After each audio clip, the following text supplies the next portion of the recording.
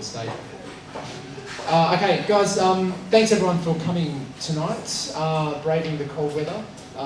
This is the fourth 5-15-25 event that we've had, and it is fast becoming, I think, probably one of the most popular events on our calendar. Tonight is actually sold out, so a really big thank you to everyone for coming, and not just supporting AGDA, but supporting the WA design community. So everyone can give themselves a little bit of pat on the back.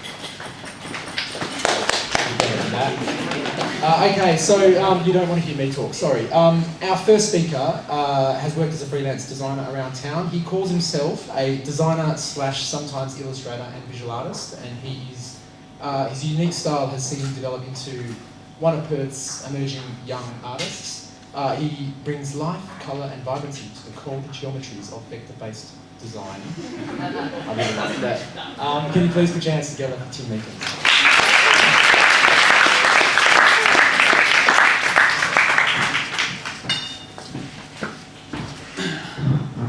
Last time I held like a microphone is when I did like karaoke. So I've actually never done one of these things. I'm super happy to be here. I've got to thank AGDA and everyone involved, and of course yourselves coming out here. I think I might get started. So this is me. I kind of like thought about not doing this because I think it's super. Like everyone does it, and I was like, I'm not going to do like a photo of me because I'm already up there, but I was like, I'm doing one. So this is purely about passion projects, and for me, kind of started only technically last year. So I specifically did a few projects here and there, but I never really took it seriously. I kind of just did something here and there. So a passion project to me needs these kind of core things. I'm not saying these core things are exactly what anyone else needs, but this is purely me. So the emotion side of it is, I think if you're not emotionally involved into something, anything you do, whether it's design, art, I might walk around actually, no, I'm not. I think if you're not emotionally involved, you don't particularly care enough to actually, such as get out of your comfort zone, to actually push yourself. Do a pause. So I think ultimately, with enthusiasm, with emotion, I hate like kind of reading off, but I think it'll help me like reset my brain a bit. But the enthusiasm and the surprise, I think the surprise for me is when you're going to get a project, when you get an email, whether it's coming from a designer or a company asking you to do work, I think you always particularly think, oh, this could be great, or this is kind of not really what I'm thinking. But the surprise for me is purely something that I start, you kind of look at the logistics of things, so you look at particularly, money's not a massive issue for me, but I think we all can admit that if sometimes numbers don't add up, you're not realistically going to do it.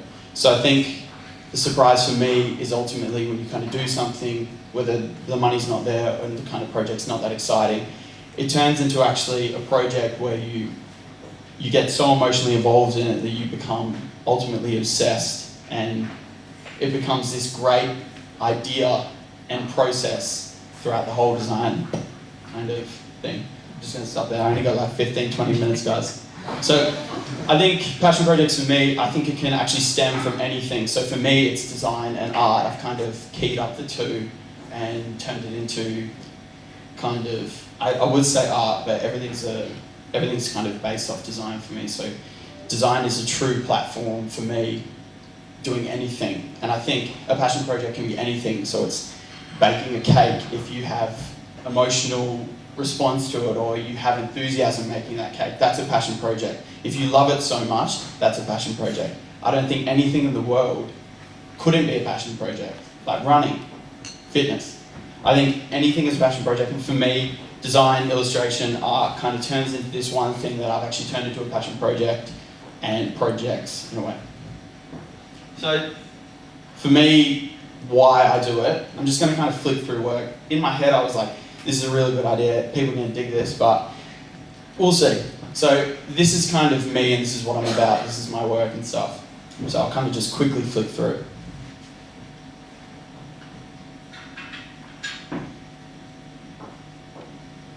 That's your boy. No. So by the way, I started a project with a man in the audience, a lovely man, Simran Singh, who's a photographer, and we kind of didn't have models, so I was just like, I'll jump in there. So like we kind of designed t-shirts and stuff, but like everyone goes through that stage, but it was cool at the time. So this is actually my house. This is kind of where it all started, and I think this is where it'll probably start for anyone. You kind of have an idea, and you kind of specifically have this one idea to do something. You don't really have the resources or knowledge to kind of start something. So my dad's actually a painter, and I kind of got a few paints, and was just like, hey, Mum and Dad, can I paint a massive pink face on the side of the house? And they were like, go ahead. So I was like, yeah, right, cool. So that's kind of where it started for me. I think it'll start for anyone. I think everyone kind of has the same story. You start off small and you could make no money of it, but you love it so much that you kind of want to do it again. Someone might see it and it will actually turn, that hobby actually turns into a job in a way. So that's kind of what's happened to me. I did this as a joke. I don't know why I did it. Anyway, just one more look now. So this is an exhibition. I kind of didn't want to flick through work and stuff, but I think it made sense for what I'm about to speak about. So this is an exhibition I had, which I actually only started like creating art in a way when I was given the opportunity and forced out of my comfort zone by a man called Martin Wills. And he was just like, I want you to have an exhibition at Bivouac. I'd like you to paint, and I'd like you to either use paint on wood or canvas. And I was just like, oh, I've never done this before. I've only done walls, specifically my parents' walls. But so I was like, cool. And it was actually the most rewarding experience. And it's totally back to that comfort zone. Never painted. Last time I painted was like year 12 art. I'm not going to show you that because that was shit. So this is kind of a few photos. So ultimately, the whole why thing for me is to actually make myself happy and make others happy. Like, I don't think anyone would be here if design didn't make them specifically happy, or they start a passion project and it doesn't make them happy. So my only reason why I start passion projects and do passion projects is for pure happiness. And I circled it. So for me, so I studied at Central, guidance of Brendan Hibbert, what a guy. And then I went to uni, did 1 year, just to kind of get a degree, get more knowledge, just kind of felt like I wasn't really ready to actually jump into the working world, and I totally wasn't. I kind of always had an idea of illustration and enjoyment in illustration, but I never really specifically could do it. Like, I kind of just vectorized illustrations, and I eventually got good at it. But I got my first job straight out of uni, and I was made redundant, which is a massive, like, I'm sure we've all been there. It was a massive moment where you kind of like, you rethink everything. I was going to go back to uni and become a physiotherapist. Still thinking to do it. But I kind of mentally changed once I got made redundant, and when I was working full time, I kind of never thought to do these things, and I never thought I could make money out of it. I specifically didn't think I was good enough, but I am. So making the change mentally for me was actually rewiring my brain to actually understand that a hobby and something you're super passionate about can actually become a job. So I kind of went back to the drawing board, was actually unemployed for a couple months, which I was totally fine with. I had the support from my parents, so they were just like, I had plenty of money, and I was like, I'm just going to chill. I kind of did everything on my website, flicked a few emails out, and then got a few contracts here and there, and that's actually kind of what drove me to want to create again. I kind of lost, and this is thanks to the suppression. With that redundancy, I lost, and I kind of got my creativity suppressed in a way. I didn't want to do it. I stopped doing everything. And I kind of came to a point where I was just like, as I said, with the physiotherapy thing, and I think we've all been there, you kind of get kicked back a bit. But then I think those moments where you fail a bit is when you kind of rise up and really figure out where you want to be and what you want to do. So for me, the mental change was huge for me. I started working part-time, and I started doing more illustration and doing more art stuff, and I kind of got too interested and too obsessed to stop, and I kind of thought, this is what I want to do. I don't want to really do anything else. So the inspiration and drive for me is actually the obsession. So I've become obsessed with creating work, and in a way making myself happy, and I'm sure we all have, like no one doesn't feel like they want to be happy at all. But inspiration for me comes from when I'm creating work and things. It's as simple as it sounds. It's sometimes an action, it's an emotion, it's sometimes how I'm feeling. It honestly can be anything. It's the funniest thing as well. Sometimes I'll be at home and I'll kind of get a bit stuck and I'll yell out to mum and dad and be like, hey, what can I draw? And they'll be like, an alligator. And I'll be like, done. So that's kind of where I stem from, and it's not overcomplicating something, and I kind of like the idea of actually having simple ideas created simply, and I think that's kind of what I'm all about. But that's, yeah, the obsession, I think, is the same thing with a passion project. So I think if you're not obsessed, you're not emotionally involved, you technically shouldn't be doing it. So I think this is a major one, because you're actually, well, particularly for me, I moved away from full-time work. I got a part-time job, and even though my part-time job is actually involved in design, it actually is not where my goals lie and not where I actually want to end up. So it's kind of something I enjoy, and it's something that ties into what I want to do eventually, but it's not what I want and then goal be. But it's all a journey. So I think the balance is a massive thing. I think if you're ever taking a passion project on, or you want to specifically go out of your way to do something, doesn't matter how big or small it is, I think you need to have a balance where, whether it's money, whether it's you're working here, and then I think if you're working 100% full time and you're taking on passion projects, sometimes you become a little too involved, and I think it doesn't really work as best as I kind of thought. I've never really done it. Probably most people have. This is my kind of experience, but I think the balance is a major thing. So specifically, I think if you have surrounding friends that understand that you're, in a way, obsessed with doing these kind of passion projects and like painting and things like that, you'll cop a message from one of your friends, be like, yo, let's grab a beer. And I'll be like, I'm painting. And hopefully they'll understand. So I think if you surround yourself within friends that actually understand your lifestyle, and even though it's not necessarily a good thing, you're not seeing your friends, if people understand that you're trying to accomplish something and you're obsessed with something, I think it kind of all balances out in a way. So I work 3 days a week for this contracting company, and then I do freelance 2 days a week, and then on weekends I still do freelance work. I'm not one of those people that like traps himself in a cave, closes the shutters, turns the lights off, puts my hoodie on, and then just kind of like, I actually am kind of like that. But it doesn't get to a point where it actually impacts relationships, and it actually does impact mood because of the obsession. I think I don't really want to be bothered when I'm sure we're all the same, kind of when you're in that groove of creating, you kind of don't want to be bothered, and I don't know, maybe that's just me.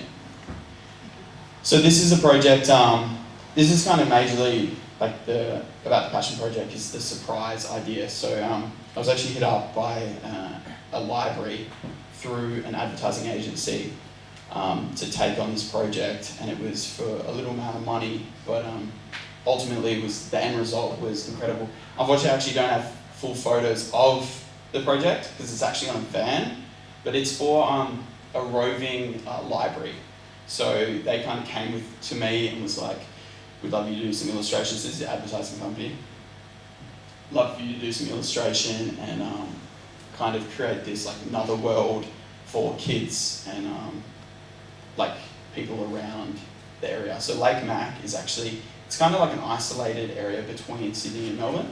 So kind of for something like this, where it's quite isolated, it actually really helps kids and I don't know, seniors and anything like that. So this for me, the money technically wasn't there. At first I was kind of a bit static making a decision and going ahead with the project because I didn't want to say I'll do it and then kind of back out.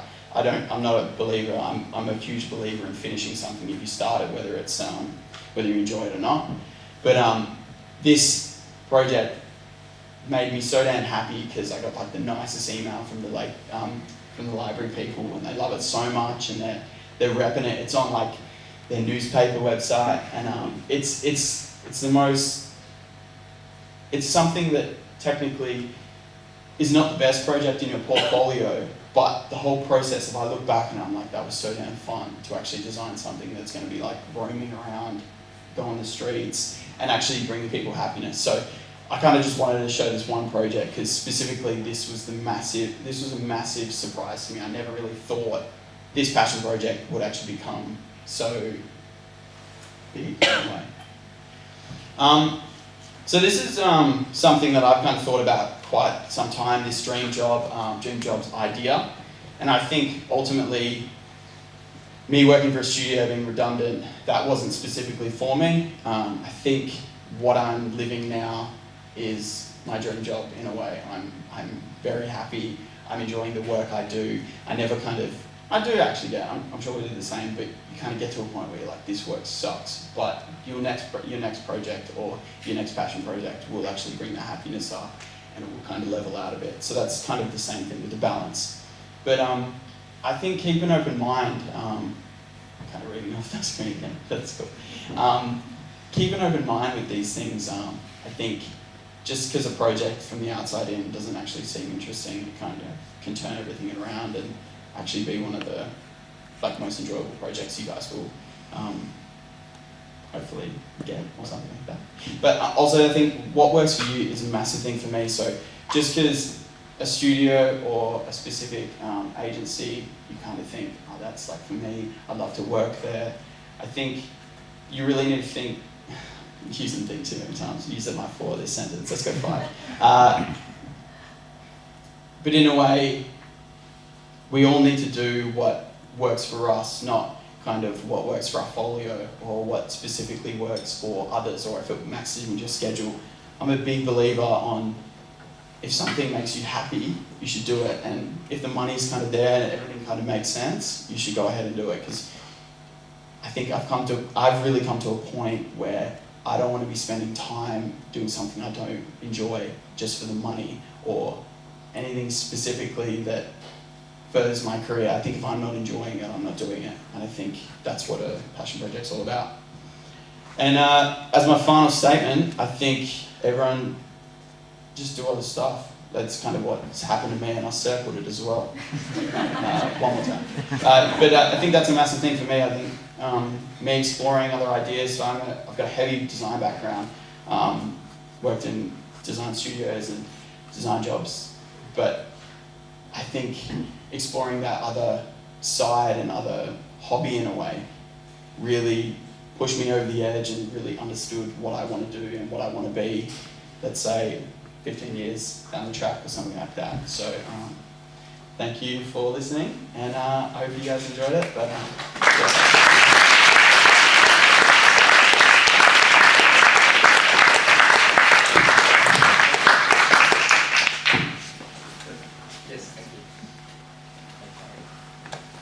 Bear with me.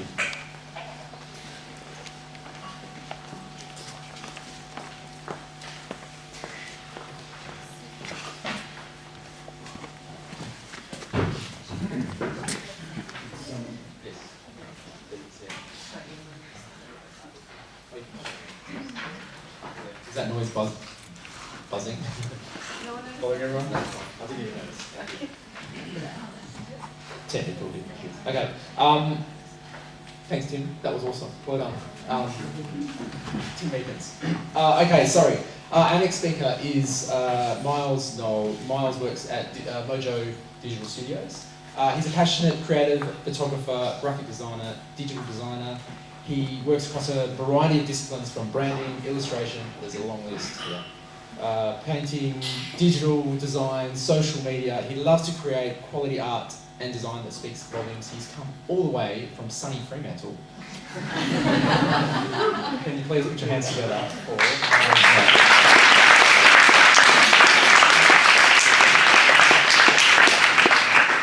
Hi everyone. I'm just gonna take my jacket off because I just wanted to show you my shirt. Yeah, it's a bit cold. When I was trying to decide what to wear tonight, I thought this would be the most appropriate shirt. Thanks for coming tonight and hearing my story. first of all, I wanted to thank Manel up the back, who nominated me to speak tonight. It's been really cool to reflect on the last 15 years and all the stuff that I've done. Yeah, I've come all the way from Fremantle, so I'm representing Fremantle. Big mistake, we got stuck on the freeway in like standstill traffic, almost didn't make it, but that's what you get for living the bubble, I guess. So yeah, like looking back at the last 15 years was pretty interesting just to see a style emerging, and just the sheer volume of work that I've produced is far too much to show in the time that I've got tonight. So I'm pretty good at documenting my work, so if you're interested in seeing more of it, you can check out my websites later. Okay, so I wanted to talk about tonight and me being the difference. So I didn't even say exactly what it is that I do, but so I've already been introduced, but I'm a formally trained graphic designer, self-taught photographer, I do illustration, painting, done the occasional mural, and occasionally a sculpture as well, not too many of those.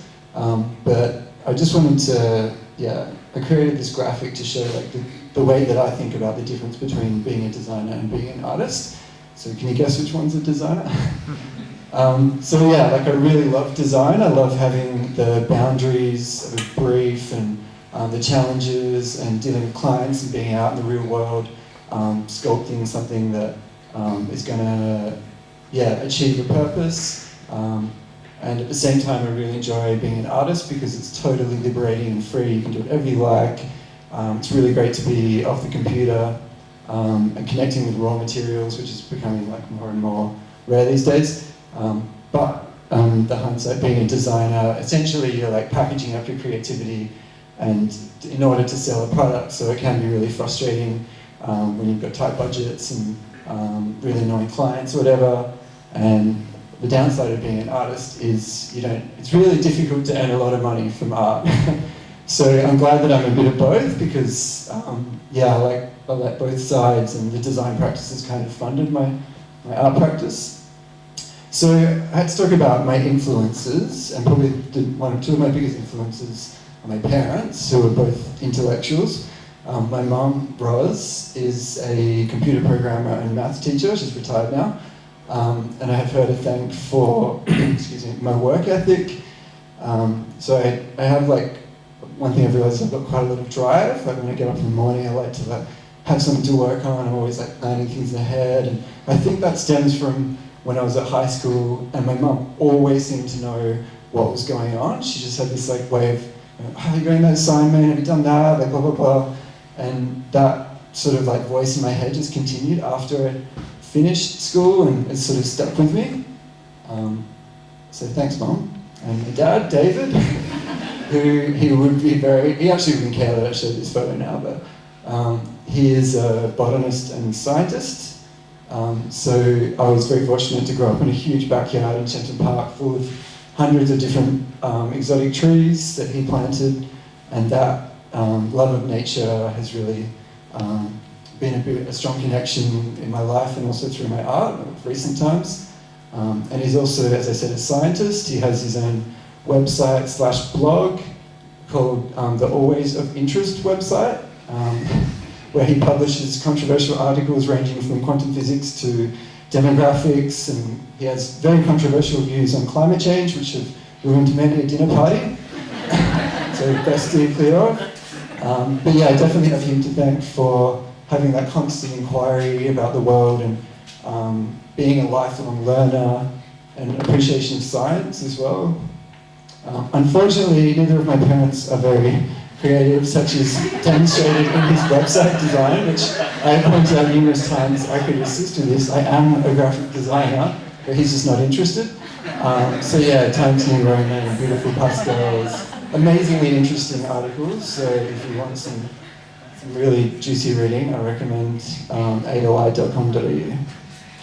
So yeah, I'll just go back to my mum. I just wanted to point out the hair. Let's see a similar reflection. So yeah, my mum was very sad when I decided I wanted to cut my hair off. But anyway, I've always been interested in art, as most of you probably have been. And I did it all through school. In high school, I decided that it was kind of uncool for a while and stopped doing it. And luckily realised how stupid that was and went straight back to it. And so I did TER and really threw myself into it, and remember getting a lot more joy out of doing art more than the other subjects. And when the time came to decide what I wanted to do, I knew that if I chose something creative, I'd be happy. So I toyed with the idea of being an artist, of studying fine art, but I didn't want to be poor. So then I discovered graphic design, and I was like, oh, this is perfect, you can get paid and be creative. So decided that I'd do that. And just going back to the painting, I just wanted to talk about the origins of my passion for painting. And although a little bit predictable, I'd have to say it's Impressionism. When I first saw Impressionism, I was just so blown away by the colours and the brush strokes and the movement, and I knew that I just wanted to paint. It just really made me want to paint. And it's also a bit of a kind of traditional thing. Like I feel like I'm a bit of a traditionalist at heart. And I've definitely, I'm interested in heritage, and I like to incorporate that into my art as well. I like to take heritage or things that deserve more attention and not very well known, and give them kind of a modern twist with modern mediums. So yeah, I studied graphic design, graduated 2003. My first job was at Express, which was a pretty cool place to work when you're 22, and you get free tickets to anything they advertise. So definitely made the most of that one. And yeah, I had a pretty funny first interview experience where I got the interview and I was nervous as hell, of course, and went in and met the publisher, Joe Cipriani, and the art director, and he told me his name, and I totally forgot it immediately, of course, because I was so nervous.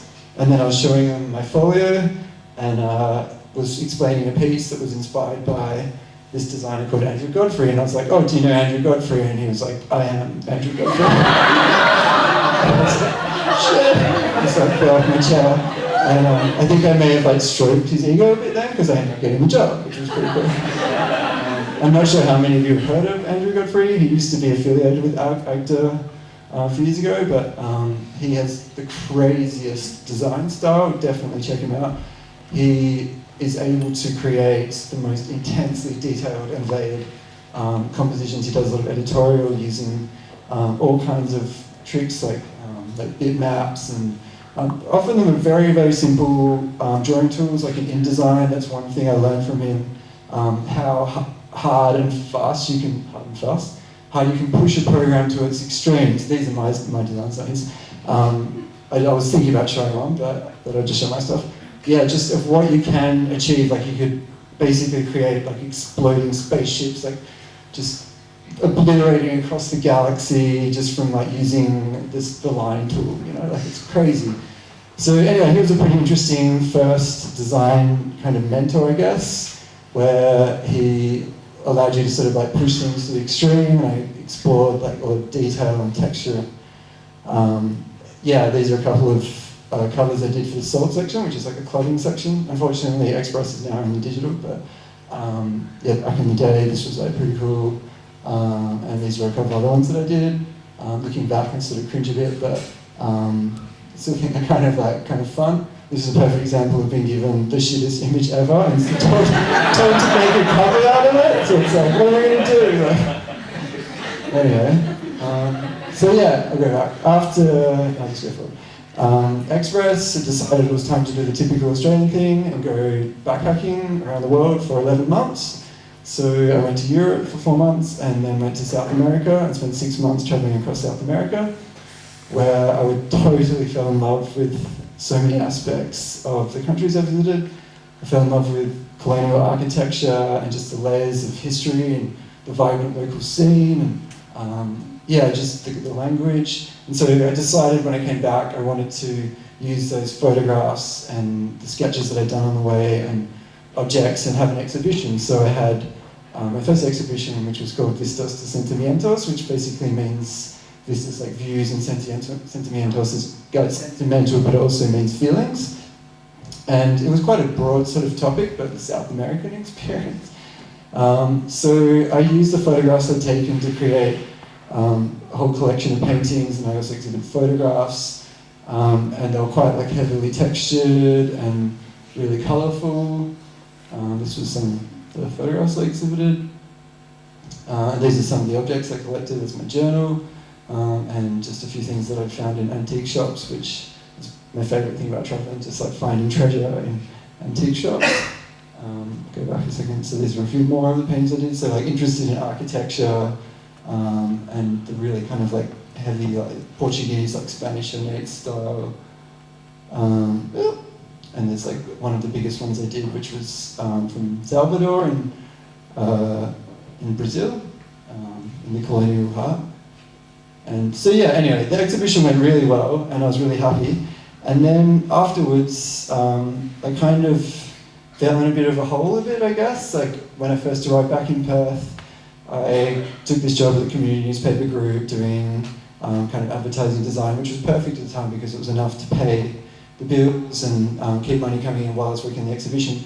But then when the exhibition finished, I was kind of a bit lost for a while, and the job was like pretty unstimulating and repetitive, and people I was working with weren't very passionate about creativity, and yeah, I ended up sort of losing my way a bit. Like I was kind of wondering like what's the point of being creative, and had a bit of a like mini existential crisis at 25. Yeah, so this is pretty dramatic, but two things I learned out of that experience is number one, like this is my personal view, like always surround yourself with passionate people. Doesn't matter what they do as long as they're passionate. And number two is if you have a big project that's coming to an end, make sure you've got some other project planned for sort of like immediately after, so you've got like something else to keep you going. But anyway, so there were like fresh shoots of life after the forest fire. And yeah, I got a job at SciTech, which was one of the funnest places to work. So I worked in the in-house marketing department doing basically graphics and digital design to promote the ever-changing exhibitions, events, programs that they host and put on. And it was a perfect place for me because it was like a combination of art and science. I already knew that I liked science, but to take something that I already find interesting and make it engaging and dynamic and colourful for a mainstream audience was like really cool. And I also like agree with their mission statement, which is creating a more scientifically literate society so we make well-informed decisions, something that the politicians of today are still really struggling with. But, so yeah, these were like a few pieces I did for like corporate documents. That was actually Discover How We Really Works was by Market Force, but I did the DNA tree. And oops, I worked on the rebrand of the time, which has since been rebranded, but that was like a pretty engrossing project, very, very intense style guide. And these are some of the logos I designed for events and exhibitions and programs and that kind of thing. And yeah, it was pretty awesome, some of the opportunities. Like they had budget for like interesting die cuts and to do like a detailed illustration. So that's like International Year of Chemistry, National Science Week, and this is like a star wheel for looking at the constellations in the sky. And one thing I recognised working at SciTech was there was this constant need for photography to promote the ever-changing content. And they used to get a photographer in, and I'd sort of sometimes work with them, and eventually I was like, hey, I can probably like do this. And so I decided I'd buy a digital SLR and some speed lights, and was ready for my next sort of challenge. So I started doing more and more photography as well, which was great because you could sort of choose, you could get specifically what you wanted for the graphical outcome. So these are some of obviously the photos I've taken over time, like lots of kids with their mouth open, amazed, playing with slime, and did like events as well and stuff. And really, yeah, like photography was really good because I think it's very similar to design, and you're thinking about composition, but there's so much more you have to think about. Like it's a matter of understanding how the science of how light works, and understanding the right equipment for the right scenario, working with people and trying to create this kind of perfect moment in front of the camera. And I really enjoyed also getting away from behind the computer and engaging with people, particularly working with kids. Like kids is really, really fun. Except toddlers, they're a freaking nightmare because they don't take any direction, they just do whatever the hell they like. You just got to keep hitting the shot until you finally get a shot that's going to work. And also capturing those kind of explosive moments as well, so you only have like one chance to get kind of the science reaction. And this one top right, that's a bit of photo montage, the top right hand corner, but playing with like existing lighting in the exhibitions and flash as well was like, the Cytek's a bit of a black hole for photography, which I've learned. So it's actually a really challenging thing to photograph. This was one project I worked on which was pretty cool because I got to do all different things through the whole process. So Science Fiction, Science Future was an exhibition built by Cytek a few years ago about the science fiction of tomorrow and concepts like augmented reality and teleportation and that kind of thing, and whether they'll become a reality. And I got to do the exhibition logo and the image which was used to promote the exhibition, and I designed the entrance for it, just the graphics, and got to do some cool like lighting design. These like edge-lit acrylic panels that were routed were throughout the exhibition to give like a really kind of like sci-fi feel. And then photographing the exhibition after it had been designed and then using that to like promote the exhibition when it travels around the world. So that was pretty cool. And yeah, towards the end of my time at Cytek, I had this idea for an exhibition called Sci-Pop Portraits, where I'd been interested in portraiture for a while and had been painting kind of realistic portraits, and just liked, I thought about how I could use portraiture to put the spotlight on people who deserve more attention or more notoriety than they're actually getting. And of course, scientists came to mind, the people who made significant contributions to society. So I came up with this idea for an exhibition called Sci-Pop Portraits for National Science Week back in 2007, and applied for a seed grant and got it. And then I had, I think it was like 3.5 months to make an exhibition outside 4 days of working week, which was pretty crazy. So this was like the exhibition just all at once. I'll just go through some of the names, which hopefully some of you have heard of them.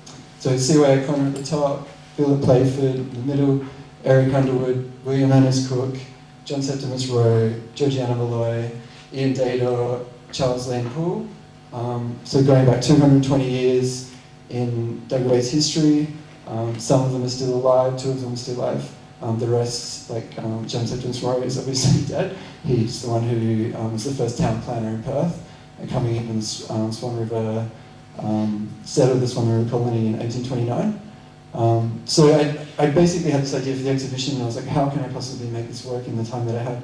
So I started thinking about silkscreen printing, kind of like Andy Warhol style, where you can achieve the likeness of the person very quickly, and you can also play around with like the design and the color.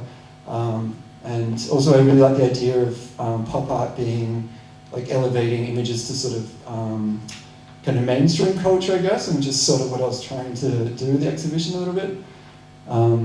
So I had to find the images, so I went to the Batty Library. I don't know if any of you have been there, but it's like the most amazing place for visual material from our history. But there's so much of it, it's really overwhelming. Unless you have like a goal in mind, you can get totally lost in it all. But I managed to find portraits of pretty much all of the scientists, except for some, which I then blew up, put on silk screens, and then used for the prints. And I also had this idea, I've been doing quite a lot of time-lapse photography of my paintings to show the process of the paintings, of documenting the process of making the painting, and also creating a video of like the story of the scientist, and using like stop motion animation, and having kind of like really sort of lively soundtrack, or like something to sort of just give it a bit of like fresh energy as well, I guess.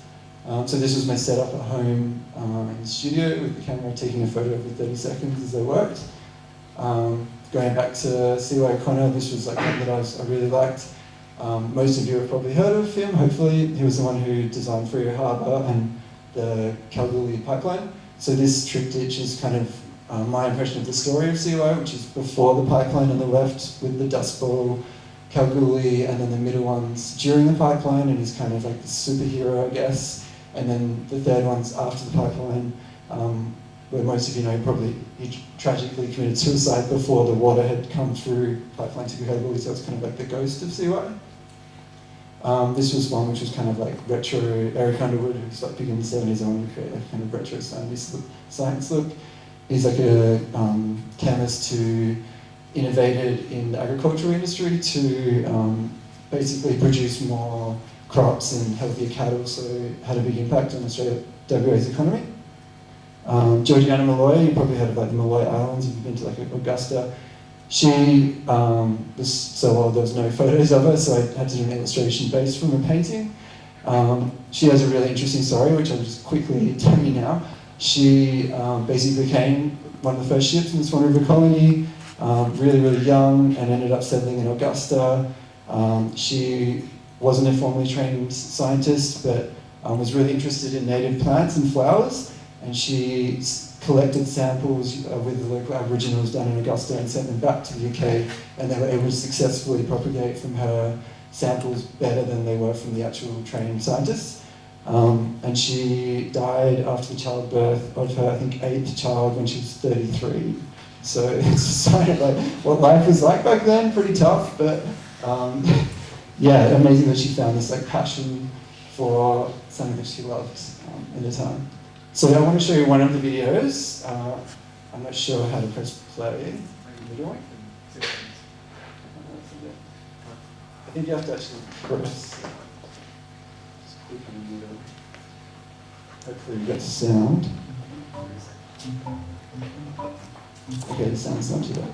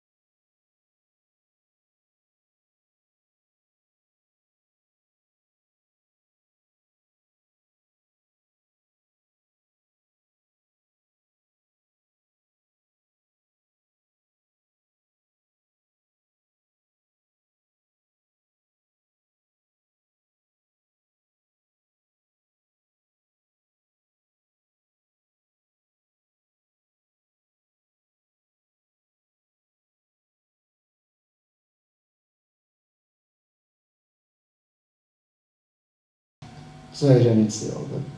Okay. So yeah, William Menace Cook. He did some pretty amazing things. And you could probably tell from watching how I work that it was a very kind of process-based artist, because you could see most of the time I've like figured out what I'm going to do before I actually do it, and this was mostly due to time limit restrictions. Something I feel two ways about, but I definitely think that's an influence of being a designer. So, when I finished up at SciTech, 2007, it was time to go on another adventure. So my partner and I decided we were going to do some traveling for a while, and we went to various countries, including Senegal and Africa, where I did an artist residency and painted a mural. And we also learned French because we were planning on moving to Montreal in Canada to use the 2-year working holiday visa, which most of you may know you're only eligible for before you're 31. And so I left it to like the latest possible time to do it. And we were originally thinking of going to Vancouver because we thought it would be way easier to find work. But liked Montreal more. It was just like a really interesting city. So it's francophone, so it's kind of like the best of Europe, like the sophistication of Europe, but with the familiarity of the States. And there's like heaps of different interesting aspects of the city, a really like creative city. Definitely recommend go in summer, don't go in winter. So yeah, we arrived in Montreal and I started looking for work, like sending out my CV, and because I didn't speak French really, I spoke a bit of French, and being on a working visa, it was really hard to get callbacks, and I ended up getting an interview at an insurance company, and I was really didn't want the job. And sort of was thinking to myself, like, what am I going to get out of this experience in Montreal? So while I was sort of applying for work, a friend came and visited who was really interested in this thing called Expo 67, which I'd never really heard of before. But it turns out, so it was like a giant World's Fair that was held in Montreal in 1967 during a time of unprecedented prosperity in the 60s, the booming 60s, where they said yes to everything. And so Montreal had previously been quite a small town that used this opportunity to sort of catapult itself into like a modern city. And they built, they extended that island in the middle and built a whole new island in the middle using the dirt from the subway to build this ridiculously extravagant wonderland. The theme was Man and His World. So there were over 60 countries, over 100 pavilions were built in this really amazing modernist kind of 60s utopian sci-fi style. And when I found out about it, I did all this research and I was like, oh my god, like I can't believe this has happened, that there's such little archaeology about it. There's only a handful of the exhibits, the pavilions left, because most of them were designed to be ephemeral, and Montreal has such a ridiculously harsh winter, there's no way that they would have survived. But yeah, so I dug up all this content, and I was like really amazed there wasn't more evidence of it. This is like a new photo of Il Jean Troupeau, which is, you can recognise the Buckminster Fuller geodesic drawing, but the rest of it, like, it's just basically covered in trees. It's all like parkland now, and there was a few other remaining pavilions, including this one, which had a huge impact on my time in Montreal. Habitat 67, I don't know if any of you have heard of it. It was designed by Moshe Safdie when he was in his early 20s, doing his PhD or something. It was meant to be an experimental project for housing development of the future, where like conventional kind of blocky apartments were just not really satisfying the demand. And the idea was that everyone would have their own private garden and have more light and create this kind of like self-sustaining, not self-sustaining, but more of a community feel. And it was made out of hundreds of prefabricated concrete blocks that were just arranged together in these insane, super graphic, kind of tessellating forms with like voids in the middle. And, does anyone know what style of architecture this is? Well done. Yes, this is brutalism. This is the same style that the Curtin architecture and planning building is in. And I was like, whoa, like brutalism can be seriously cool. It's like, I mean, you see like really good examples of it, and now looking back at that building, I appreciate it in a totally different way. So yeah, I found out about, well, this was obviously still existing, but I started this project kind of in the background while I was applying for work. And eventually, like, I became sort of so entrenched in the idea. I was like, what am I going to get out of this experience? I had more money left than I originally expected, because Montreal is a super cheap city. So I decided I was going to try and have an exhibition in Montreal.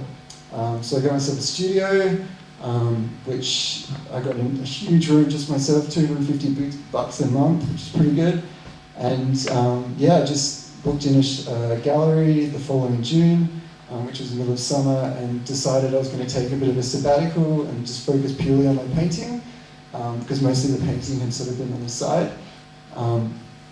And started exploring these ideas. This was the first painting that I did about habitat, obviously, and I kind of just love this idea of this building suspended in the sky, like away from the problems of the everyday world, this kind of, yeah, really graphic, kind of imaginary, like almost like fantasy-based image. And one thing which was particularly of interest being in Australia and Montreal is the insane climatic variation. So it's got one of the biggest temperature variations out of any city in the world. It goes up to +40 and -40.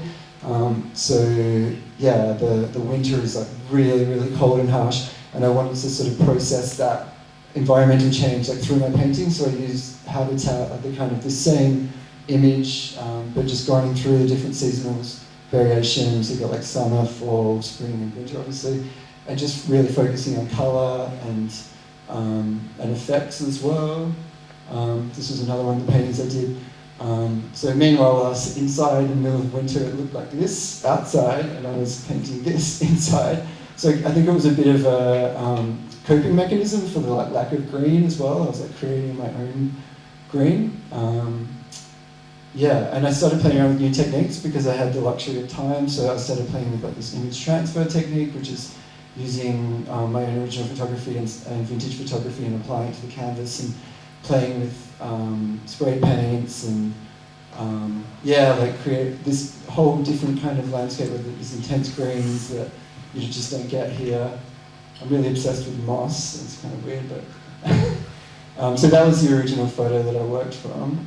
This was one from my own photos. I was lucky enough to have a private tour of Habitat while I was there, and just sort of creating this like a really dream-like image of like almost like man and nature harmoniously coexisting, I guess, and it was almost like a bit of a fantasy ruin. These are a few more of the works.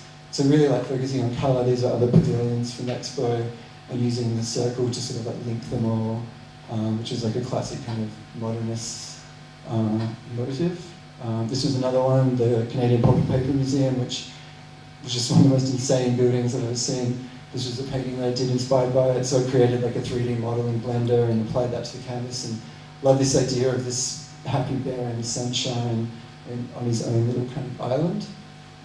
And I ended up creating a sculpture inspired by this painting, because all these signs in the universe told me I should make the sculpture. Like there was a taxidermist that in the studio, and this guy that was willing to lend me artificial plants, and it was just like I found this green rug like outside the front of the studio. I was like, it's telling me I need to make this. So yeah, I made the sculpture in the window of the gallery, which was really great for drawing people's attention as they walked by. And this year is actually the 50th anniversary of Expo 67, so there's huge celebrations going on in Montreal, and it's pretty cool. A shop which specialises in Canadian modernist design and stocking my prints as well, Domo. So yeah, I guess like that experience was really worthwhile for me because it gave me time to develop a style with painting, which is something which I've been looking for a very long time. And also like appreciating modernism. I'd never really like fully appreciated modernism before.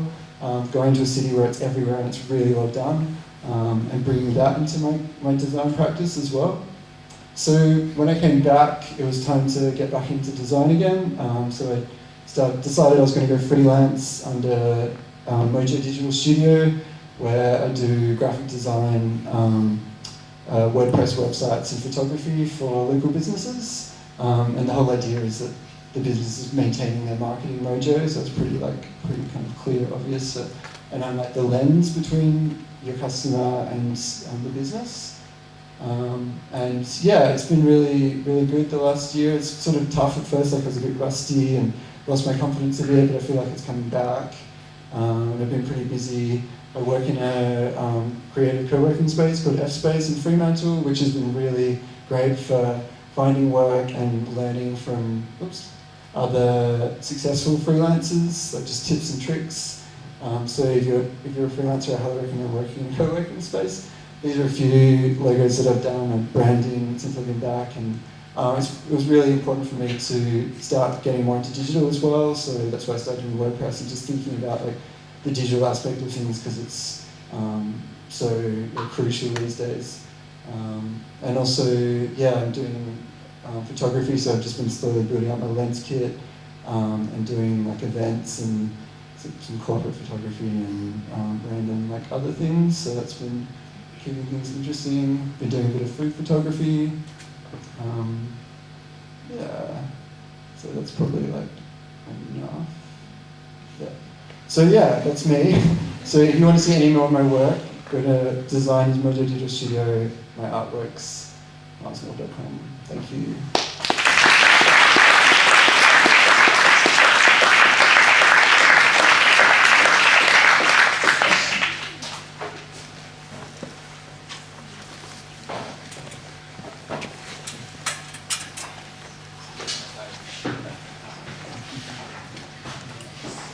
Okay, thanks, Miles. That was awesome.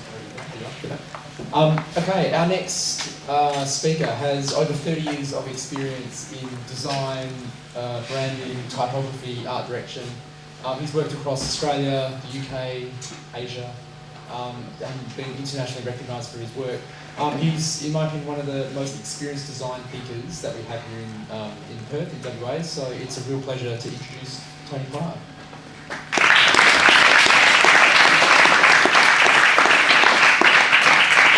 Everyone, 30 years, I don't know how that happened.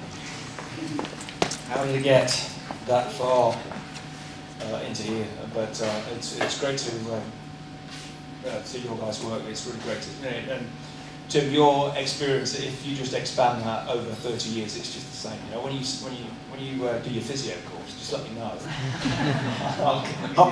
I'll come with you. I'll come with you and learn as well. So so tonight it's all about passion, and it's about passion for design, solving problems. I've solved a lot of problems from a brand perspective, with whether you have the illustration of the painterly style and the guy with the dollar sign. I was the dollar sign guy, I'm afraid. I haven't come from a painterly background, and it impresses me to see that style of work and you guys pushing those boundaries, because that isn't where I've come from really, and it's not an area that I've felt comfortable with. I've been more from an accuracy point of view, and an artwork side of things. That was where I started. So I've solved a lot of problems. As I said, it's passion for your work. You've all done really great work, and you guys all do fantastic work too. But tonight it's about my work. Suck it up. As Tim said as well, that passion has been the cornerstone of my life. It goes into everything that I do. The sort of cars I drive, the house I live in, and the interiors, and everything. Everything gets sucked up by this cornerstone, this passion for design, good design. It's driven my career. It's 25 years plus. I've been doing it since I left school. It's 34 years I've been doing it. So I've taken all those on. The ups and the downs, there've been loads of stuff. The jobs and the crazy clients. Absolutely crazy. So I'm Tony Clark, I didn't put a photo. My name really big. So it's a story about the passion for design, and it's about a story from passion for bikes. So where shall I start? I was born in Worksop, not London. I'm not from London.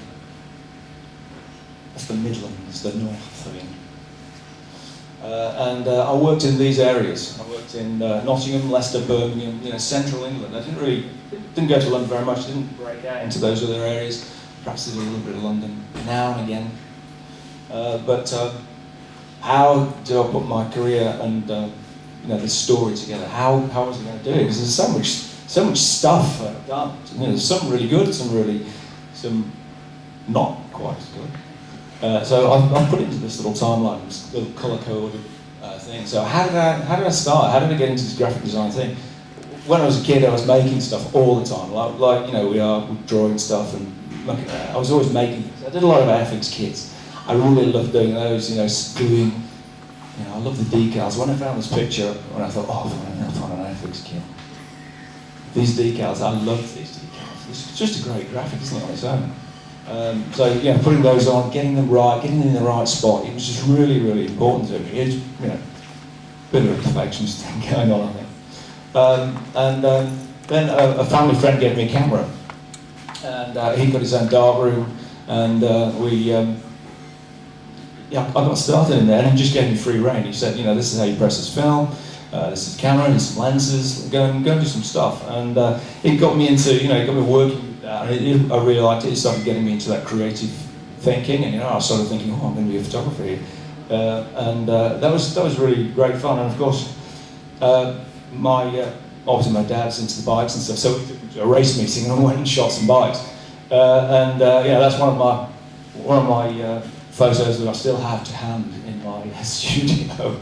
Yeah, that's how I sort of got started with that. I really enjoyed that side of it. But when I was at school, I had a great art teacher. School wasn't that great for me. I wasn't academically that great, but art and making stuff was something which I was really quite good at. So my art teacher said, "You should be a graphic designer. Go and be a graphic designer. You need to go to Mansfield College of Arts and study graphic design." So I did. Easy as that. I didn't do a foundation course. I didn't go and do life drawing and ceramics or any of these other things. I went and did graphic design straight away. So I was thrown straight into it at really quite what I think now is quite a young age. I should have taken some time and maybe explored some of these other things. I'm quite envious of your bloody painting on the side of the house. I wish I could have the bottle to do that, but I didn't. I was graphic design. I was focused. And these are the sort of stuff I used to do. I didn't used to do. This is what I did at college. I I'd learned some lettering styles. It was all about magic markers and drawing, creating hand visuals. Everything was hand visualised. There was no photo libraries. There's nothing to hand. You had to draw it. If you're going to do it, you visualise it. You're going to draw it. But we did have airbrush equipment, and I was airbrushing compressor by my drawing board at college. So I was really into that, and I really started doing that. And I sort of thought, I could be a technical illustrator. That'd be really cool. I could go to Blackpool College and learn technical illustration. That'd be really good. Good job in hindsight, I think, because airbrushing has really gone out the window. But this one, I love this one. I found this little instant lettering by Letraset thing here. I thought it must have been a bit of letter setting, because that's what we did, a bit of letter setting that I've done. And being, 30 years in the industry, I had to put my glasses on to have a look at it, and I realised I'd actually drawn it. I'd drawn it by hand when I was at college. So even I was still impressed by that. But that was the level of technical detail that we had to go in, because to get ourselves into the industry, they were the sort of things we had to do. If you're going to work for a magazine, you had to draw everything. You had to do all the artwork. You had to draw the lines. It was very, very laborious, and they were the sort of skills you had to have. In fact, I said that I wasn't going to do any asides during this presentation, but I did go and do work experience at an advertising agency around about this time, and they got me to draw some badges, some little badges like that. It was for a department store, so it got an S on it, and it said, say style and smile, and something like 12 point. And I spent all the week doing that. When you look back at that, and you look back at what you do now, and you think, I do 50 of those in the next 10 minutes, just completely different. And I chuck this in here. It's rubbish. It's not because it's anything, but this is the sort of level that we were trying to work to. We were creating visuals. You were hand drawing type. We were drawing lines to show where type was going to be. We were drawing it all. It just took ages to create visuals and create layouts and create brochures. But that was what I was trying to do way back. And so these were the things I learned at Mansfield College of Arts. Just 2-year course. Marker skills, typography, photography, all the skills I needed to get myself into my career. And that's what I wanted to do. I was desperate to get a job, desperate to get going. There's no sabbaticals. No sabbaticals. Where's he gone? Has he gone? Letraset, masking, French curves, rotary pens, CS10 cladding, blue pencils, drawing boards, all gone out of the vocabulary these days. These were the words and the phrases that were around. Then I thought, I'll go to another college. So I got in at Derby College. They'd won student D&AD awards, and they were really hot shots. So, that's going to be awesome for my career. That'll really set me up. I'll go and do another 2-year course. So I thought I'd create this little graphic to go with my work at Derby College, and so I did it. I did it with a Dymo. Which was really great, and I enlarged it up on the grant, big printout, put it above my work, and then the lecturer drew on it and said it was shit. I was going to be actually in Anderson, but it didn't work out for me. Any lecturers in tonight, Brendan? Yes. We'll talk about it later. I still need closure on this one. So I quit college. I decided to quit, which is not like me at all. I can't believe, when I was doing this, I thought, I still can't believe I quit. But I went for an explanation to it. No, why did you say that? Wouldn't give it to me. Anyway, so I got a job. I got a really fairly average job at a really small studio as a photographer. And of course, with my photographic sort of thing that was happening in the background, this is really cool.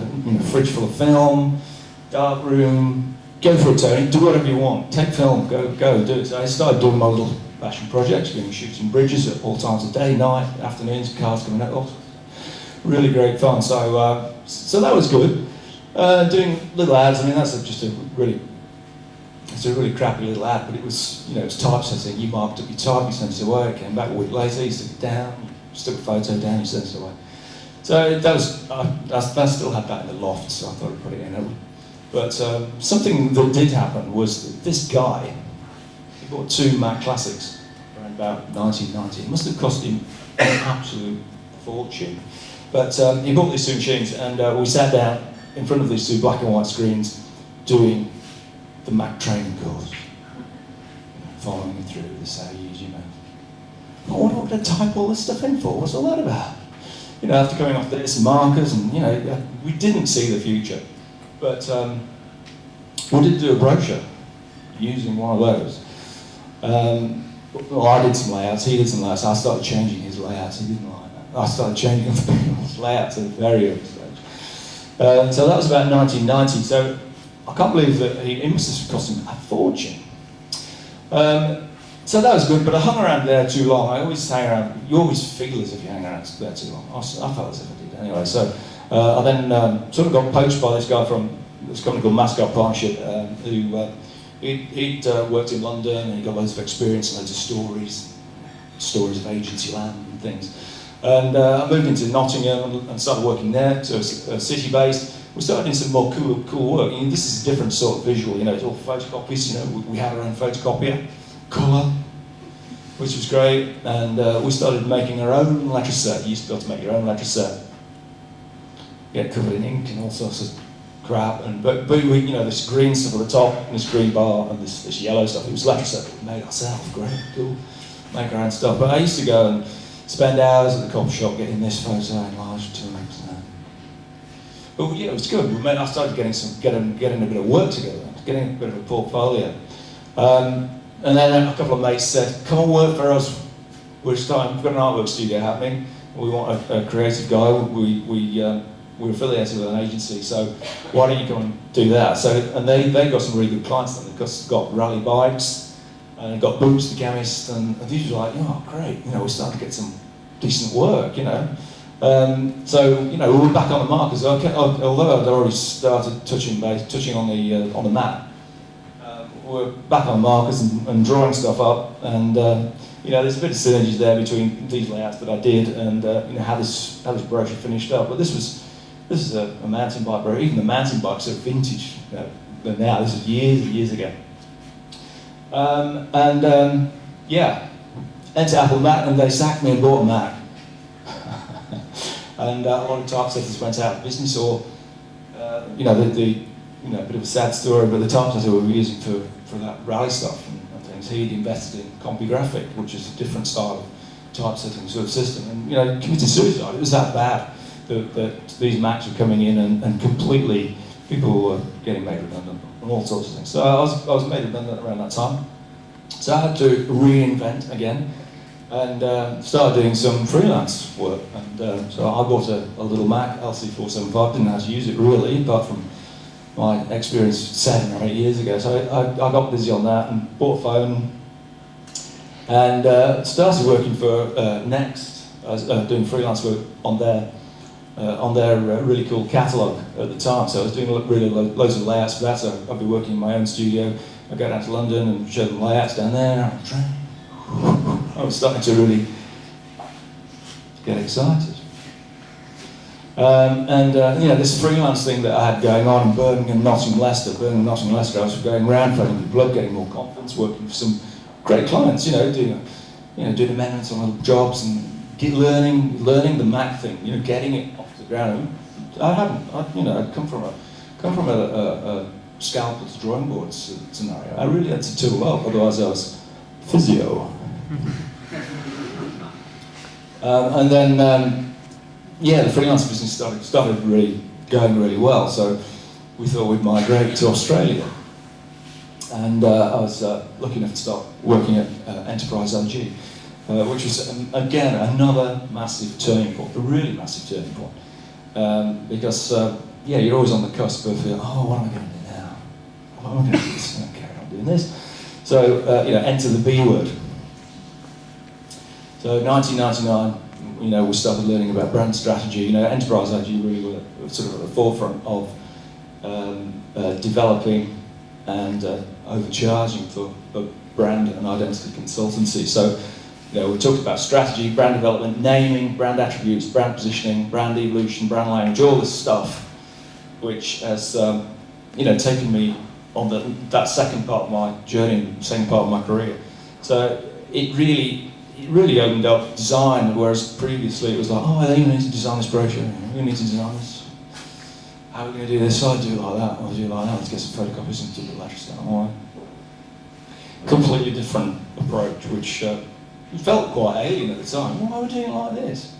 But it really, really resonated and really locked in, and it transformed the identity and sort of design business. So while I was there, I didn't do that obviously, but I changed that to that, and we started working with Lottery West. We've got a contract to redo the identity, and we started off presenting this, and they sort of quite like this. And I was working with Mand here on this project, who's come along to heckle me. So we started doing this, and they sort of liked this, and then it wasn't quite working out. It wasn't good enough. It wasn't really. It's not an identity. So I started to redraw it and start to, going back to those skills like my instant lettering. Started redrawing it and crafting it and getting some shape into it and getting some personality, sort of building in that personality and developing what we've done with the attributes and that the brand knowledge that we've sort of worked in. Started to develop the ID, that was the final version. So you can see there's some slight differences. The W's, and it changed from Lotto West to Lottery West. It was Lotto West for a while. So we developed that style, and then they said, well, we've got this identity now. What are we going to do with that? What are we going to do with these? So we put together a branded house approach, and use some colours. Got some individual colours for each brand, but use the gold illustrative style for the illustrative component. So we then put those together, and that was really good. So we were really cooking, and cooking chicken basically. So this is another identity we did for Chuck's Fresh and Tasty, so you can see this visualization sort of style that I've had from the markers, and we're starting to get cool with the Macs now, and putting together some nice visuals. I also worked on this Viva Life photography concept, again, more really cool visuals, and we did a lot of winery sort of stuff as well, worked with Franklin State and Howard Park Wines and all the usual sort of wines, but I put my minimalist style into this one for Chidlow as well at the time. So Enterprise IG was going really, really well. And then WPP decided to close the Australian business. So I had to reinvent again. So getting into that, the last 15 years of my career, I continued on with Spirit, the name of my business, which I had in the UK. I just continued on, and we started continuing to build brands here. And Lottery West, although they've got their identities, they've got their logo, and they've got their game brands, they said, Tony, we've no idea what to do. We don't know what to do with these now. How is this going to look how's this going to look on a shop? How's this going to look on anything? So I was then lucky enough to be contracted them for probably a good 12, 13 years. So the last 13 years I've been working on this project and developing the language for it. So most of the stuff that you see out there, as I've either decided it's okay, or I've changed it, or I've built it up and built up that language for it. So I've worked on all sorts of things across the organisation. I redid the game brands and put them into these ball shapes so that they worked harder. It's a problem-solving concept, really, because those previous identities, they were fine, but they didn't work on lots of different applications. They needed to work harder. So I put them into this ball shape. It worked really well digitally. You could get some really nice, lens flare and stuff off it. So it really starts to work really well. More recently, I refreshed the identity slide, made it a little bit stronger, made it a little bit bolder. So there's a lot of little details and things like that I've been involved with. It's not that painterly style, which I'm quite envious of. But yeah, it's more accurate, more brand, more corporate, which has sustained my career. So all the corporate advertising, I've done all that stuff, set up all those guidelines. I'd set all these up. I wouldn't necessarily mean I did them, but I would set them up, guideline them, and then would go to the agency and they would roll it out. And then every week I would get a look at what's being looked at, and I would say, yeah, this is good, this is working. Get the accuracy going. So yeah, I did all sorts of things, all the grant brochures, all the things in there, all the annual reports, all layouts for all that sort of stuff, year in, year out. Scratch and win cards. Even stuff like I'll enter the stage. Even stuff like the corner detail on here. I spent quite a bit of time working out how that was going to look, how that was going to feel, document it, so that then that could go to the States and the card, the people who put the art together for the cards, they could keep it accurate across each different style. So there's a lot of detail. Even the backs, guidelines to type size and the way it fits and the way it sets up. I did all the design for those. So I still look, is it right? Is it wrong? Same with Powerwall and Oslotto. I developed those concepts, and sort of on here you can sort of, it seems quite tedious, but the size of that in relationship to the size of that, in relationship to the size of that, in the relationship to the size of that, all had to be documented and worked out. But initially they said, we don't want any guidelines, don't you? Fine, let me know. I'm always here. They developed the website, but did some really cool stuff too. Did a really nice book, which started out as about a 20-pager. I've managed to squeeze it up to about 120 pages, using big pictures and other big pictures. But they gave me free rein on these projects. I named them. I'm going back. I did the naming for these, and it started on paper, stock, everything. Chose all the imagery. Really. I just got a box of stuff, and they said, make this into 60, 78. Okay. Proper foundation. That was a bigger, more history-orientated text. But again, I named it and did all the layout for it. One moment in time, that was on that we did for the 80th anniversary. So, lots of really quite nice projects. Bunnings again. I did a load of work for Bunnings. Most of it is signed that I won't speak of it ever through secrecy and stuff. Do you have to do secrecy stuff for Bunnings? But they didn't have guidelines. They didn't have any brand guidelines at all. So they asked me to help them out and write that. And this was at the time when Masters was coming in. Masters or Masters, depending on where you're from. Obviously. Bath or Bath, ass or donkey. So that's what I said to my kids. They like that. And you do too. So again, working out the details. How is this going to fit? What is the size of that? How is that going to work on a building? I redrew all the identities. The identities were all over the shop. So I redrew every one. And we created guidelines that went onto their intranet, that then went onto, they all had all their logos, so people could access them, they could get all this stuff. I wish I had the painting style.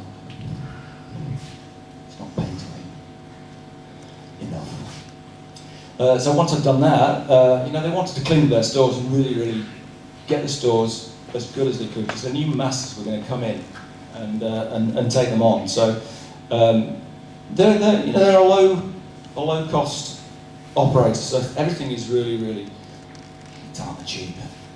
So their stores, they have this regimented thing where they've got to be clean. Banners have all got to be polished. They've got to do all this basic stuff. So I created a manual for all their tickets and signage, which is a huge project. I did all these illustrations, not painterly, all vector sort of based illustrations to show where all the signage was going to go. So I created this huge manual. So 2 massive projects for Bunnings. I redrew all these because these are all didn't work. You couldn't reverse them out. They were a complete nightmare. Some of them even had spelling mistakes. I bought this one because I love Hammer Time. I redrew it, but I was chuckling all the time. And Hammer Time is when, if you work with Bunnings, you've got to go work in one of the stores for the weekend, But more recently, so they were two pretty good clients we work with, but more recently we've rebranded Active. That's something just gone live.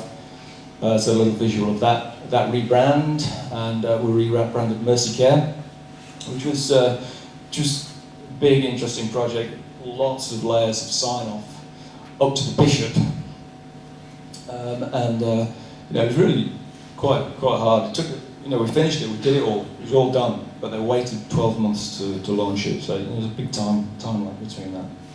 Oops. I did the Meerkats identity.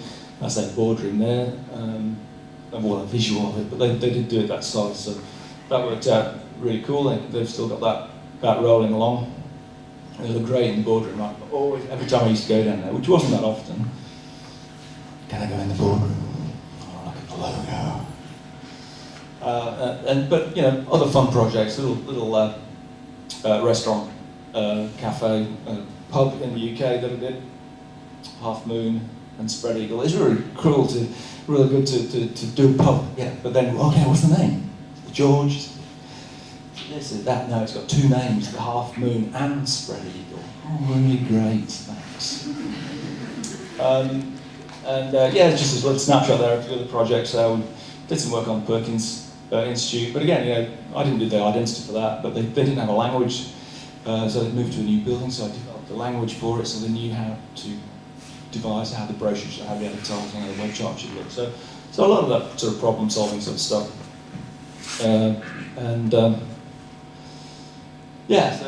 Massive change. If I was talking about, if I was to say to you, in 15 years' time, everything you know now, everything you've learned will be gone. It's quite shocking, really. So I've had to change it, but my passion for creativity, I think, has sustained me through. I keep doing that. And Tim stood there nodding all over. So you don't know. You think I'm doing a little aside. But that passion has remained, and that's what sustained me and kept me enthused. And again, as Tim said, if you don't have that passion, you won't keep it going. You just won't keep it going, because it's a tough industry. You've got to be confident. You've got to keep it going, and you've got to keep finding those projects to do. So that craft that I had, it doesn't really exist in the sort of work that I do anymore, because it's all Mac. It's all iStock, drop a good photo, put a graphic on it, do that. It's pretty. I don't have to move from a desk anymore, unless I was painterly, which was good. But I've sort of carried that through to my custom bike builds. I don't know if anybody noticed that I brought some bikes down today. So that's sort of like hand accuracy building stuff. That's how I've sort of carried that through, because I'm not an artist really. So then there's the bikes. But so I tried to decide whose fault it was. I thought it was Grandma's fault. I thought it was Granddad's fault. I like this, going out in the woods and taking selfies of each other. I thought it was my Dad's fault. Dad wanted my Mum's fault, though she wasn't very happy that day. She didn't want a photograph taken. Or maybe it was his fault. Anybody know who that is? No. Yes. It's Barry. One of my photos. Out of focus, what is it? But yeah, I've been involved in bikes like all my life, all my career. So all that time in doing the graphic design, I've been a bit of a slight petrol head on the side. So I've been shooting photographs, I've been going to the Isle of Man TT, I've been going to race meetings, I've been sitting on bikes or whatever I've been doing. Yeah, it's been a big part of my life. So, you know, that bike at the back there, I bought it like that. And that pile of scrap there, which my wife was delighted about. And I started stripping it down and building it up and using that you know, the eye, that detail, that getting it right. You know, I took that photograph so that I could see if it was level, if it was going to do what I wanted to do. I knew if it wasn't, it'd just be a disaster for me. I just wouldn't be like, what a waste. But you know, I worked with some really interesting people. Social media helped me out. That's how I got going with it. Really, that enabled me to do it, because I thought, well, if I get stuck with welding this on, somebody can do it for me. I can ask a question. So, you know, it helped me out. So, polishing up, cleaning up, it was that creative process, and it worked out really well. So I sent some pictures and a short story, I should say, to a magazine in the UK, and they said, "Yeah, Tony, yeah, that's cool." So they did a 1,000-page article on it, much to my amusement, and so that was great. So it's, you know, it's this passion thing, these passion projects, these things that you might do, they can take you into areas that you would never think. I didn't think I was going to write an article and take photographs for a magazine. You know, and more recently, I went and shot a race meeting at Eastern Creek in Eastern States, and wrote an article and did the pictures. You know, and they loaded that to their website. So, you know, other things crop up. You think, oh, I wasn't sort of expecting that, but you know, it comes out of a different area of your creativity. So it's great to explore it and see what you can do. So live your passion and make it your life. Thanks.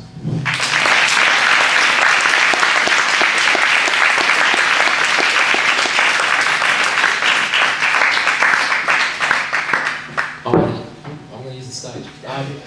I thought I know we've got a bit of time, so I thought maybe we'd get the three speakers up for a bit of Q&A. If anyone has any questions at all. Sorry, Miles, I know you're all the way back. Now you have to ask a question, because I've asked them to come up. So, who wants to fire away? You got to come on stage, guys. I can't get anyone up yet. Question, brilliant. Yes, question from the audience. How long did the Lottery West branding take us to do? Do you remember from those who could go to when they signed up on it, and how long? Oh, Was it 3 years? I can't remember. I was going to say about 3 months, but it can't be 3 months. But maybe it was 3 years. I don't know. I can't remember. We went through quite a lot of work to develop the illustrative style. That was quite stressful because I didn't want it to be an illustrative style, but I wanted it to have personality. So it's that fine line of pushing through. I have 3 questions. So, Tony, you've obviously been around for a while. Sorry. You've been around for a long time, Tony. Get back on stage. I guess biggest bit of advice for younger guys coming into the industry. It's changed a lot over the last 30 years. Yes, the last 10 years or 5 years particularly. Biggest sort of career advice for young guys coming through. There's a lot of them doing. Yeah, it's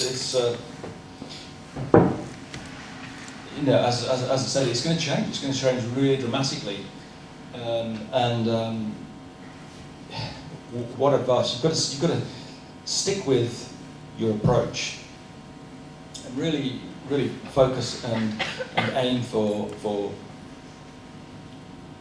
aim for it and really go for it and put it out there. And these 2 guys are really doing some really good work. You know, they're doing different work, different to the sort of work that I'm doing. I'm doing very, very commercial sort of stuff, really corporate sort of work. You know, but these guys are doing a different sort of thing, but they've got to put a lot of confidence and a lot of effort into pushing that and getting those projects in. So whatever sphere you're trying to work in, you've got to really aim, and particularly this day and age, think really creatively about how you're going to sustain it and how you're going to get a career out of it. I mean, I've got houses, I've got kids, I've done all the things that you do when you get to my age. So I can't do it for fun. I can't do it for just I can't go, oh yeah, I'll do your logo. $500, yeah. Where's that going to go today? It's not going to go anywhere. You can't make a career out of that. You can't do it as a hobby, unless you've got unless you do it at the weekends and then do something else in the daytime. You can't really do that. But the modern way that things are, it seems to be changing. And I don't really know where the next 10 years of my career is going. I don't really know where the next 10 years of my career is going to go. I want to be in it. I don't want to be a physio. I want to be in design because I'm passionate about it. I love it. I love the stuff that I do. It's great. I love putting this presentation together and going through all the things. And it's like, oh, right, great. It's really cool. That's really crap. It's really good. And you've got to do the same with what you're doing in your careers and focus and make sure you can see a sustainable, journey and try and stick with it. You've got to stick with it. Passion. Passion. Any other questions? Kind of ongoing from what you're saying, but is there any changes that you are making now to prepare yourself for it, not knowing what's going to happen in the future? I'd like to think so.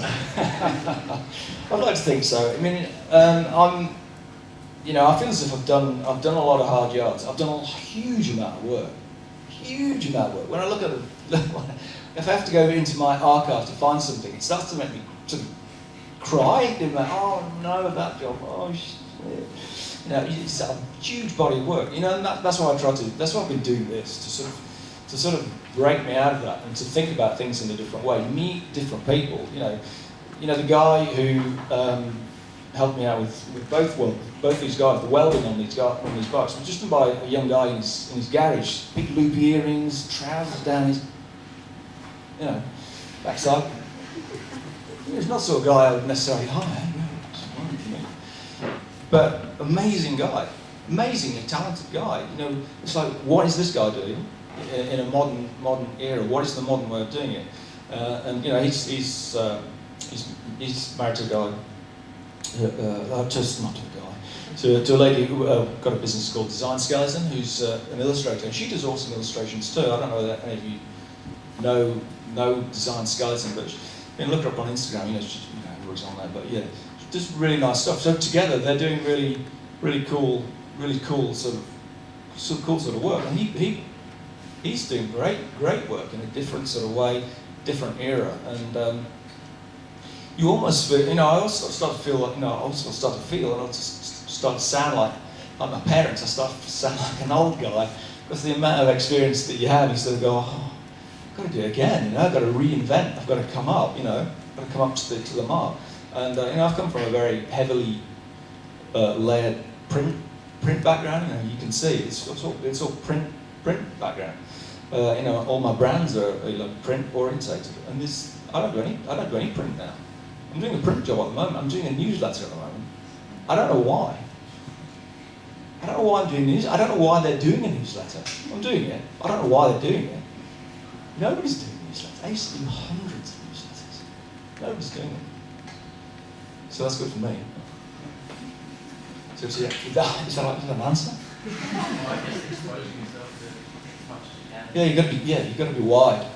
You've got to take it all in. Take on how other people are being creative, because everybody's doing a different thing and trying to.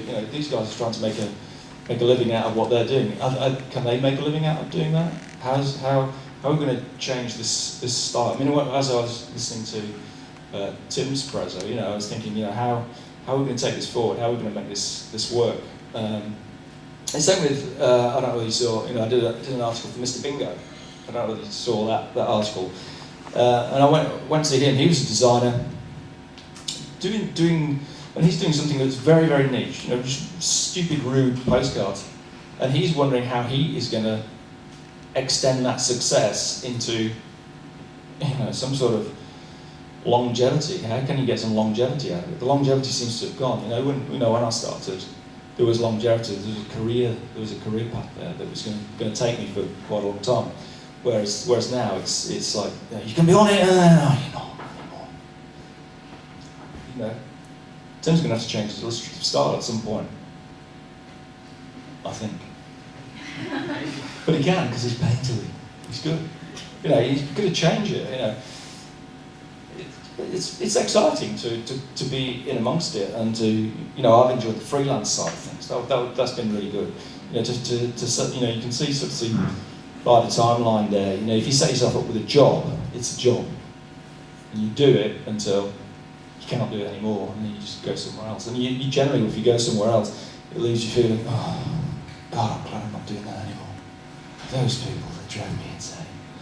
Or whatever, but if you freelance, you're like, oh, right, okay, I'm going to talk to this guy. Oh, he's not going to give me, I'm going to talk to this guy, he's going to give me loads of work. And you're going to have a great relationship, and you're going to, you know, you do things, and then you go over with somebody else, and, you know, you're moving around, so you think, oh, I'm going to go, you know, I'm going to do that FedEx stuff, I'm going to go and do some car brochures, or, you know, I'm going to go and do this. So you can try out different stuff, and that helps to forge a direction.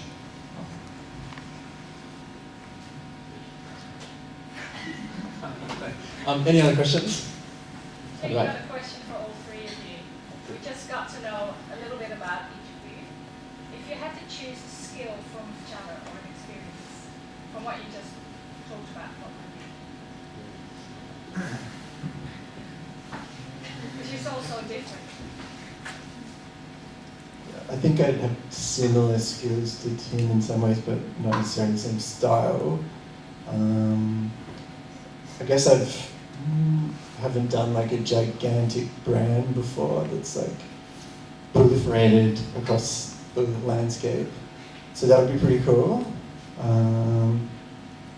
Yeah, I think that, I mean, I guess I like both aspects, but yeah, that's me. I'd probably take Tony's, just your like strategic mind, just that the experience you had and all the projects you've worked on where you're not necessarily just thinking visually how it works or how people interact with it. That's me.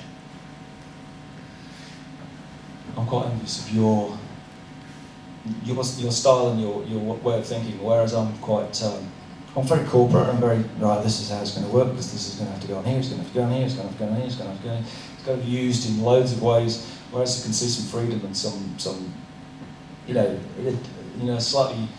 slightly more free approach to the way you're working. I mean, I love all those illustrations that you did, all those different illustrations of those buildings, and I wish my mum would let me do some paintings on my house, because I did once.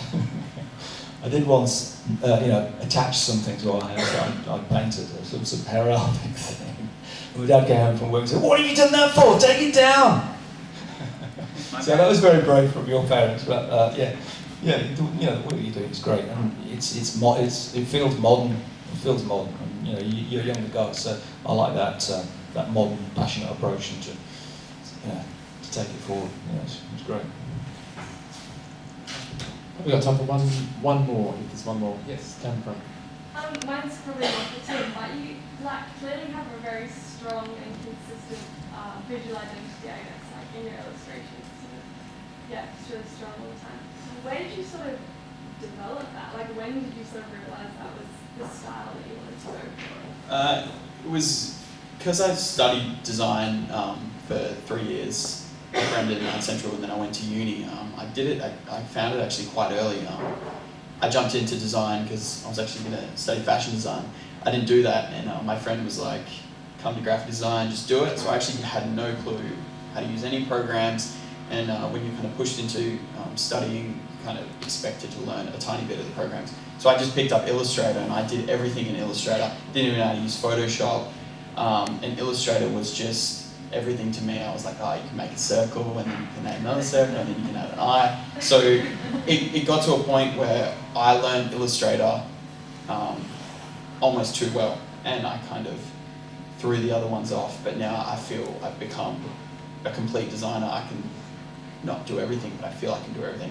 So it started there, and I just kept that passion running. I just love doing design, and I'm sure if anyone speaks to Brendan, it can be seen throughout my work, and the stupid illustrations that I used to do in TAFE didn't actually make sense to be chucked on a business card for like a healthcare facility. But I chucked eyes and face on it. It felt correct, but now it's come to a point where I've refined it, and yeah, it just kind of came to a point where it felt natural. But yeah, it started there. It started Illustrator. Illustrator is just the totem for me. That's it. Yeah. I'd just like to, you touched on a really good point there about, saying fashion designer is doing that, and that's something that you can do. I've not switched. I've doggedly gone down the graphic design trail. Whereas there's no reason why I can't decide. Oh, I'm going to shoot some movies. I really like film. I'm going to go and buy Final Cut Pro. I'm going to learn how to do that. I'm going to go do that. Why not? There's nothing to stop me. There's nothing to decide that I can't start designing shoes or anything like that, which I quite like to do. But I probably won't. Okay, thanks guys. Guys, everyone, can you please put your hands together for